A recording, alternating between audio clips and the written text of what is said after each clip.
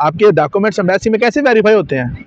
सो प्यारे भाई, अल्लाह का वास्ता है, तुर्की जाओ 20-25 हज़ार रुपये में जाओ, 5-6 लाख रुपया नहीं लगाओ, ठीक है। अस्सलाम वालेकुम दोस्तों, सुभान बॉक्सर एक दफ़ा फिर आपकी खिदमत में हाजिर। आज तुर्की के वीज़े के बारे में जो इन्फॉर्मेशन मैं आपको देने वाला हूँ ना, मुझे उम्मीद है इससे पहले किसी भी एजेंट ने अपने ऐसे राज लीक नहीं किए होंगे। तुर्की का वीज़ा कैसे लगता है ये तो मैं बाद में बताऊंगा। तुर्की का वीज़ा रिजेक्ट क्यों होता है ये मेरा पहला जो है ना सब्जेक्ट है कि मैं आपको आज समझाऊं कि तुर्की का वीज़ा भाई आप खुद भी लगवा सकते हैं। एजेंटों में या मेरे जैसे बंदों में कौन सा ऐसा जादू होता है, या क्या आपको क्या लगता है कि हमारी एम्बेसडरों से सेटिंग होती है? ये वो बेवकूफ़ाना सोच है जो हमारे देसी देहाती लोग जो हैं, खसूसन गुजरांवाला डिवीज़न, मंडी बहावलुद्दीन और गुजरात डिवीज़न, ये जो लोग हैं ये तो कोशिश करते हैं कि भाई 5 गुना पैसे दे दें लेकिन डन पे हमारा काम होना चाहिए। तो बात यह है कि प्यारे भाई, आपका वीज़ा रिजेक्ट इसलिए होता है कि आप पे एक्सपेरिमेंट होता है। आप आते हैं, आपने पासपोर्ट दे दिया, आप कहते हैं जी मैंने डन ते लो आके दो पैसे मुक्को, हम बोलते हैं 6 लाख, तुम कहते हो 6.5 लाख, लो आगे दो। आजकल पाकिस्तान में तुर्की का जो विजिट वीज़ा उसका रेट यही है, 5.5 से 6.5 लाख, ठीक है। अब एजेंट क्या करते हैं, कैसे एक्सपेरिमेंट करते हैं कि आपका नुकसान होता है तो उनको फायदा ही फायदा होता है। हम कैसे काम करते हैं, आप जैसे देहाती लोग आते हैं हमारे पास दफ्तरों में, सर जी वीज़ा लवा दो, सर जी डन तो लवाना जी, सर जी कहते हैं जी लवा देने, किन्ने पैसे दोगे? वो डन तो महंगा लगना है, 5.5-6 लाख का लगने, लवाने तो लवा ला। और आपके दिल में पहले ही डर होता है और रिजेक्ट हो जाएगा और दुआ लो, आपका ये हाल होता है हमारे पास आके। तो हम लोगों ने आप जैसे 10 शिकार पकड़ने हैं, हमने उनको आमादा करना है 5-5 लाख डन पे वीज़ा, 10 पासपोर्ट 50 लाख रुपया। मेरी बात को गौर से समझिए, जिस तरह मैं नंगी बातें कर रहा हूं ना, कोई जरूरत भी नहीं करेगा इस तरह यूट्यूब पे आके आपको इन्फॉर्मेशन देने की, ठीक है जी। मैं आपको इंशाल्लाह ताला एजेंट बना दूंगा सबको। तो 10 पासपोर्ट ले लिए भाई 50 लाख रुपए के। एम्बेसी की फीस कितनी है? पहले 18,000 थी, थोड़ी सी ज्यादा हो गई, 20-21 हज़ार रुपया हो गई। एनीवे फाइल प्रोसेस 2-4-5 हज़ार रुपया।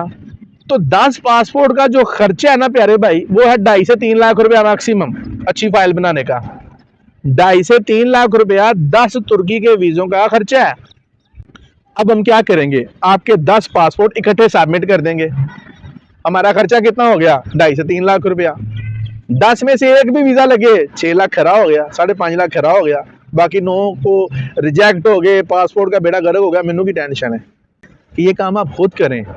तुर्की का वीज़ा कोई मुश्किल वीज़ा नहीं है प्यारे भाई, आपकी फ़ाइल प्रोसेस में दम होना चाहिए, आपको फ़ाइल बनाने का तरीका आना चाहिए। अगर उस एजेंट की लकी किस्मत हो तो 10 के 10 वीज़े लग गए, उसको आपने 1 महीने के अंदर लाखपति बना दिया, उसको 2.5-3 लाख का उसने जुआ खेला है, 50 लाख उसको प्रॉफिट आ गई है।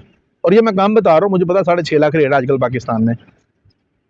मुझे उम्मीद है आपको इस बात की समझ आ गई होगी कि आपका पासपोर्ट जो है उसके ऊपर जो है एक एक्सपेरिमेंट होता है, जिसकी वजह से आपका जो है ना वो थोड़ा सा नुकसान होता है जो आपको नज़र नहीं आता।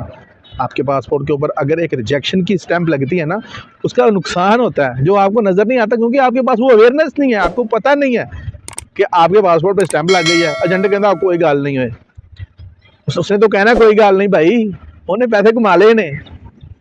तो ये वजह है आपके पासपोर्ट एक्सपेरिमेंट की वजह से रिजेक्ट होते हैं आपके वीज़े। अब आपका वीज़ा लगना कैसे है, मैं आपको तरतीब से समझाने की कोशिश करूंगा। देखिए, सबसे फर्स्ट नंबर पे जो आता है ना, आपकी फ़ाइल होती है। आपने जो अपनी फ़ाइल बनानी है, आपकी फ़ाइल में जो है वो दाम होना चाहिए।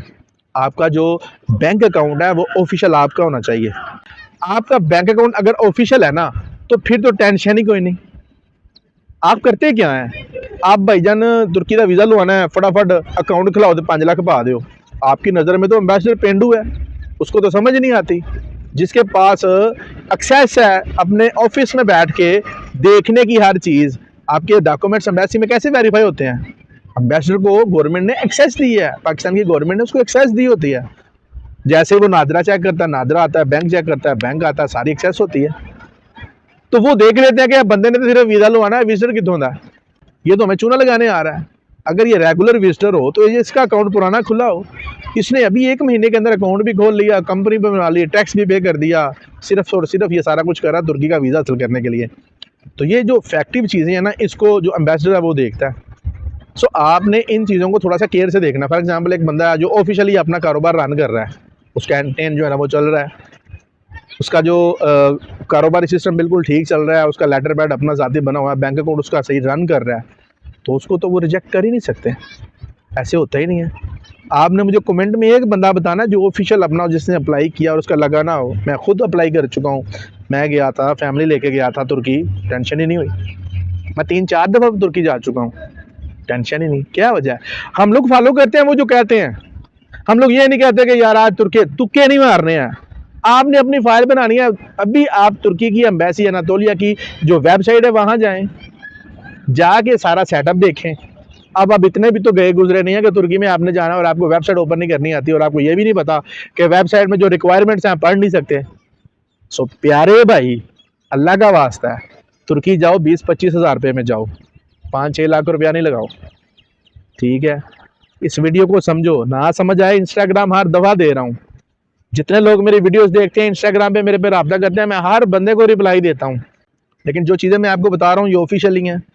आप इनके ज़रिए 20 से 25 हज़ार रुपये में सुकून से अपना तुर्की का वीज़ा लगवाएं, टिकट करवाएं और तुर्की जाएं। लेकिन आपकी बैंक स्टेटमेंट थोड़ी सी पुरानी होनी चाहिए। अगर आप समझते हैं कि मेरी बैंक स्टेटमेंट पुरानी नहीं है तो इसका एक और हल भी है मेरे पास। आप देखें, कोई आपका दोस्त है, कोई आपका अजीज़ है, कोई खूनी रिश्तेदार है जिसका कोई बड़ा कारोबार है, उससे रिक्वेस्ट कर लें। वो क्या करेगा, कैसे आपकी मदद करेगा? वो आपको अपनी फर्म में as a supervisor, field supervisor या कमर्शियल कोई भी मैनेजिंग डायरेक्टर ऐसा कुछ भी ओहदा दे देगा, तो उसके बाद आपका वीज़ा 101% लग जाएगा।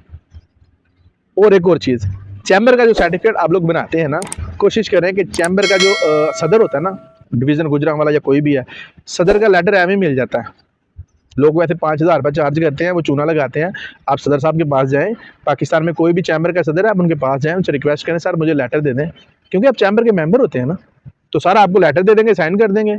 उस लेटर के ऊपर लिखा होता है कि बंदा हमारा अपना, प्लीज़ इसको वीज़ा दे दें। अब ये एम्बेसडर के ऊपर है, वो देता है नहीं देता, लेकिन 95% आपने जो उनकी रिक्वायरमेंट्स हैं वो कंप्लीट कर दी हैं। मुझे उम्मीद है कि आपको मेरी वीडियो की टोटल समझ आ चुकी होगी कि आपका वीज़ा रिजेक्ट क्यों होता है और लगना कैसे है।